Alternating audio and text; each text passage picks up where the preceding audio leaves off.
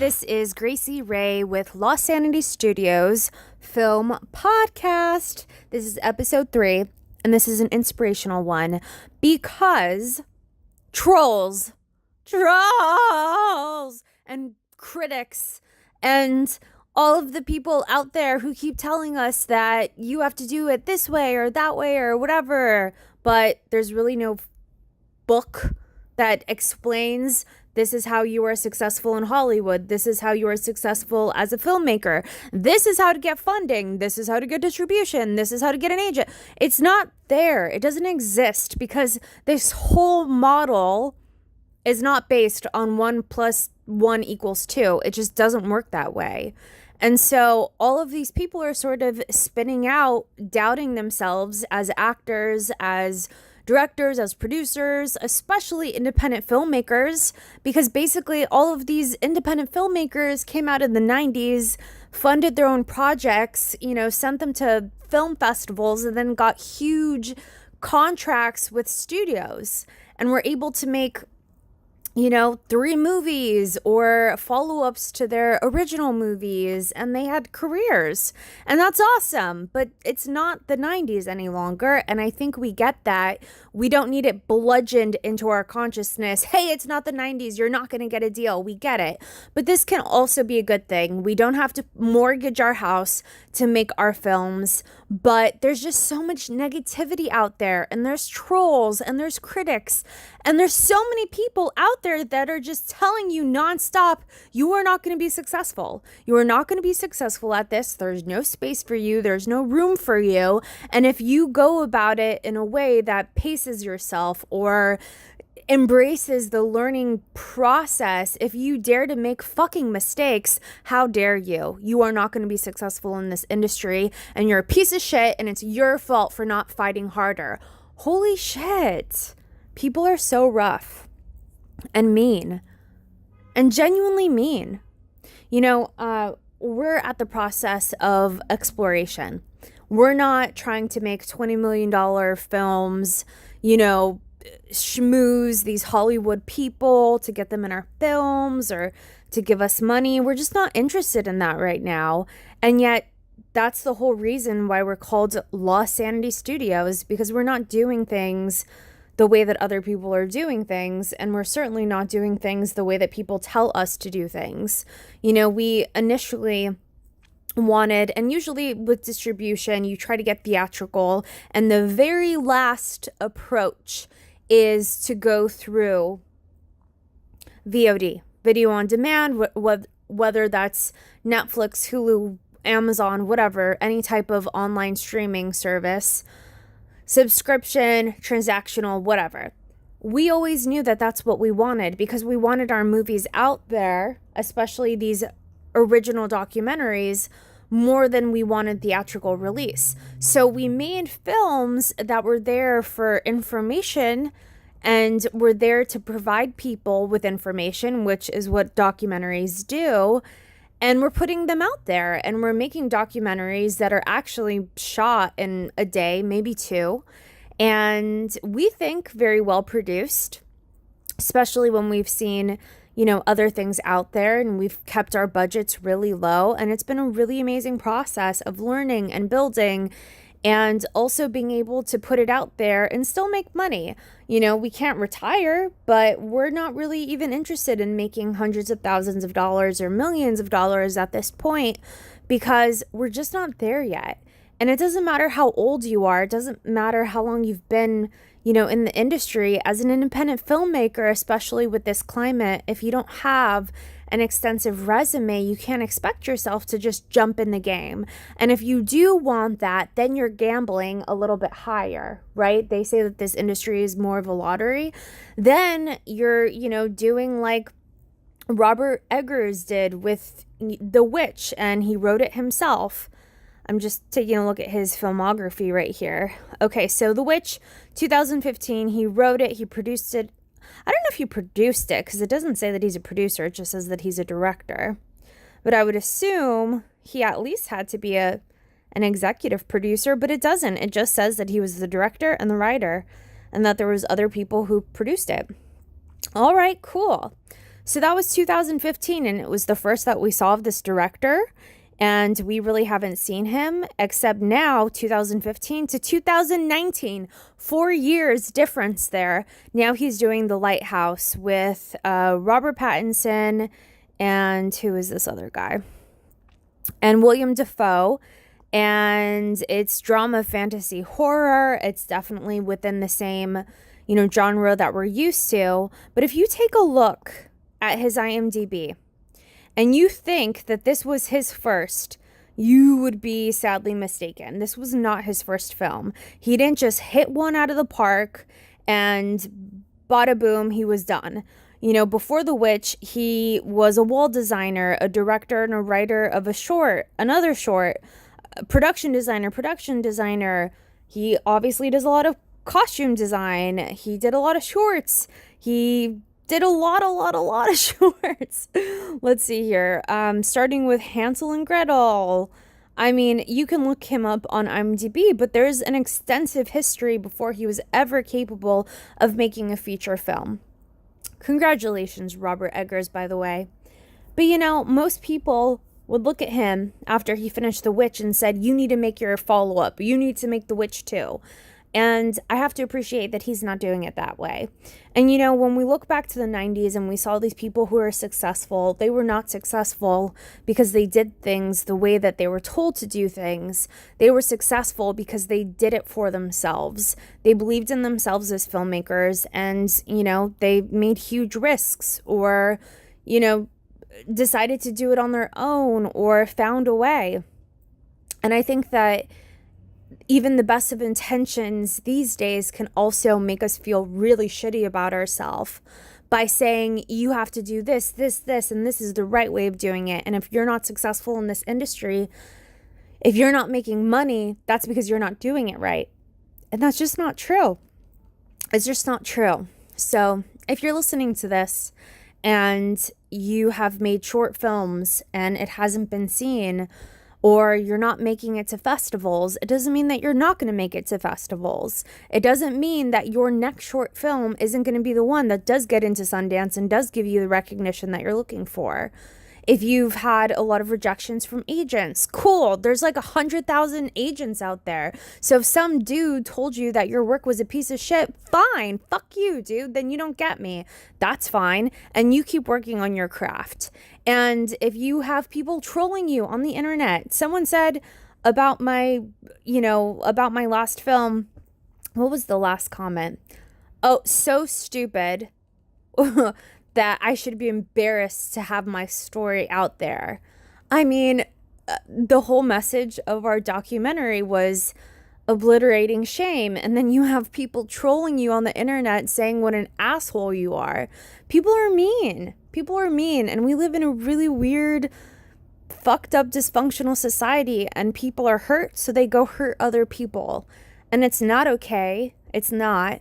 But as filmmakers, especially as artists, I think that there's a sensitivity that we have to all of that. And we've already accepted that we are sort of these outsiders who, march to the beat of our own drum.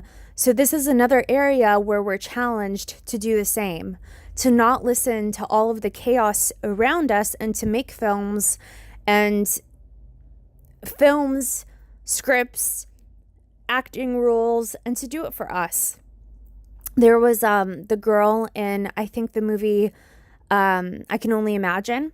Huge Christian successful film. And one of the best films I've ever seen. I don't know the actress's name. There was only like one lead actress in it. But she recently turned down doing a project. And her talent agent, and I think it had something to do with nudity or something, and she said, I need to pray on it. And her agent completely mocked her for praying on a role, and she turned it down because she didn't feel that that was right for her. And right after she rejected that role, she ended up getting this film, I Can Only Imagine, which is one of the best Christian movies out there, right? And the Christian genre is just killing it these days, and they're going to continue to kill it. So, what I'm trying to say here is that you're going to have so many people telling you what not to do or what you're supposed to do. And there's so many people trying to sell you things. So many people trying to sell you things. Buy my class, buy my this, watch my movie, do this, do that. And it's like, you remember how it was when Facebook or Instagram just came out? You were just looking at your friends' photos of like their dog or their kid, and it's like, oh shit, we can now be connected, and this is so crazy. Remember when we used to have to memorize people's phone numbers and actually pick up a phone and dial a number and call them, or have like these little blue books or whatever color your book was of your list of contacts. And then there was all of these varying degrees before technology advanced, and now literally it takes us 2 seconds to reach out to someone, and yet we're still so isolated. And with the good comes the bad. And so we're more connected than ever. Instagram, Facebook, but these things have become saturated with people trying to sell us things, and you go to YouTube, first the ads pop up, and then it's another ad every so many minutes that you're watching a YouTube video, and that's fine. YouTube has to make money. Facebook has to make money. Netflix, Amazon, Hulu, that's fine. It's totally fine. We should be paying for content because people worked really hard to be able to provide that content to us. But as filmmakers, everyone is going to tell you that you have to do things a certain way or else you'll never be successful. And if your rent is paid this month, and if you are able to eat, and if you're able to take care of yourself and have healthy and happy relationships, you are already a success. And that's something that I know I've really struggled with. I've really had a materialistic, high pressure, mindset, because that's what society and that's what my environment pushed on me. And the older I get, which isn't that old, I just realize how fucked up that is for us to try to quantify what happiness or success looks like when it's different for every person. And I think of Dave Chappelle, and, his dad said that he needed to not go into comedy to be successful. And he said, well, what's successful for you? It's making $24,000 a year. So if I could do that doing stand-up, then I should go do that.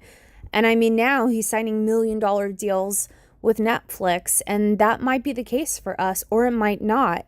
And also, being out there in the public, it might look good, but it's so much pressure. You are a movie star and you gain 5 pounds and everyone flips the fuck out. Just go look at Sophie Turner. Look at her videos with Dr. Phil or talking about depression. And she's opening up a conversation in the media, in the public sphere, where we can talk about, the repercussions of trolling and bullying. And it's not like it was in the 80s. It's not like, I don't know, I wasn't there in the 80s, but I was there in the 90s, and in school you would like push people around, and then you would go home and tell your mom this kid smacked you, and she'd be like, well, don't take that shit, you smacked them back. And so like that's how we handled things.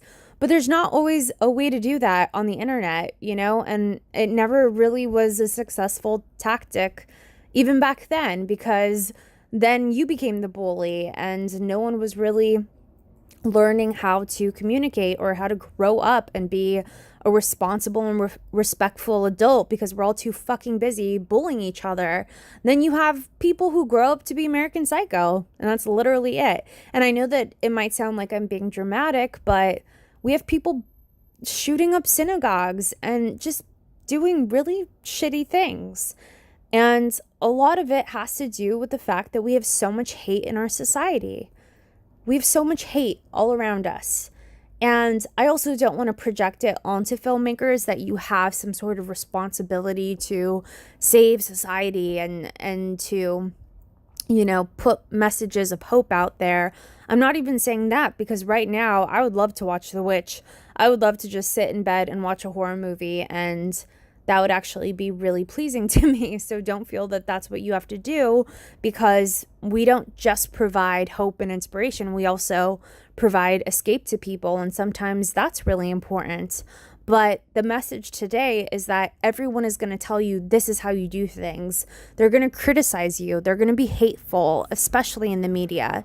And it's not like they're saying it to your face. They're saying it, anonymously over the web, or in a comment, or through an email when you submit them a proposal, or they ghost you. And it sucks. Yeah. But those people, they don't pay your bills. They don't decide for you whether or not you smile today or whether or not you take care of yourself. And they don't decide whether or not you keep on keeping on in this industry. They don't decide if you make your next film. They don't decide if you write your next script or go on your next audition.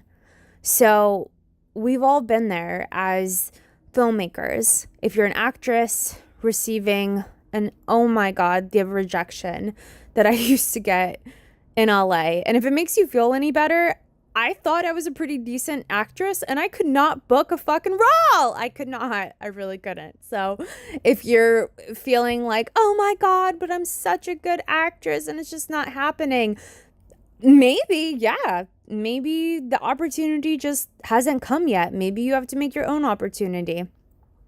Maybe you think you're a drama actress, but you're really good in comedy. You know who I think about when I think of that? I think of Drew Barrymore. I keep talking about the 90s for some reason, but remember, didn't you want her hair and her tiny eyebrow situation? She was so hot. She was so fashionable. She was just such an icon. But she did these really intense drama films, and then she went over and did comedy and, with Adam Sandler. And just last night I was listening to the soundtrack for The Wedding Singer, and she was so good, and they were so cute in that movie, and I just loved them, and that was the funniest movie to me as a kid. And I remember later reading this interview, and I could think whoa, what happened to her drama career? Because she was really good as a dramatic actress. And then she talks about how in her early days, she was a method actor and wouldn't talk to the crew and would just isolate herself to have these really dramatic, portrayals of her character. And that's not fun. There's nothing fun about that, being isolated and an emotional terror the entire 3 months that you're shooting a film. That sounds like hell. Of course, I would want to go do comedy as well. And then she goes and she does comedy and she's having fun 24/7. She's having a great time with her crew. She's doing Charlie's Angels and getting to learn stunts and look hot. And I still think of her with the blonde wig. Remember in the race car thing, and she licks the wheel? That was oh, Drew, you're so cute. Anyway, all of this to say that if you march to the beat of your own drum, if you do what makes you happy, who gives a shit what anyone else thinks? If comedy makes you happier, great. You can still have flower films. You can still have a makeup line. You can still have 2 babies. You can still be known as an icon. You don't need these shitty people to tell you what to do. You just have to take care of yourself.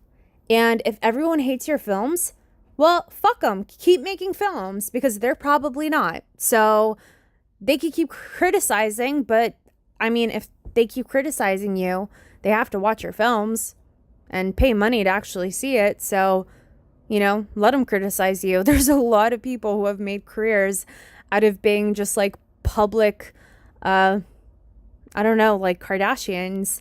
I feel if they couldn't take the shit that they get, they really wouldn't have careers, because from the beginning it was who is this porn star trying to make a name for herself? Well, nowadays people can criticize all they want, but she did march to her own drum, all the way from that sex tape to selling handbags on eBay and being friends with Paris Hilton and everything. But look at her family. Look at how wildly successful they are. And not everyone's a Kim Kardashian, not everyone's Drew Barrymore, not everyone's a Robert Edger or Dave Chappelle, but that's kind of the point.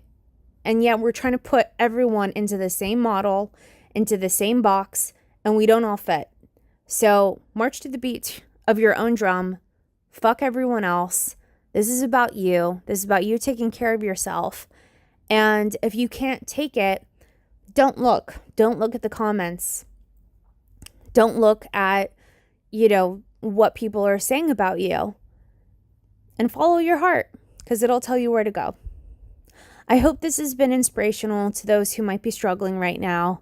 Just want to remind you that if you're here, if you feel called to this industry, if this is something that you truly feel passionate about, don't give up, because we want your work. We want to see it. We want to experience it.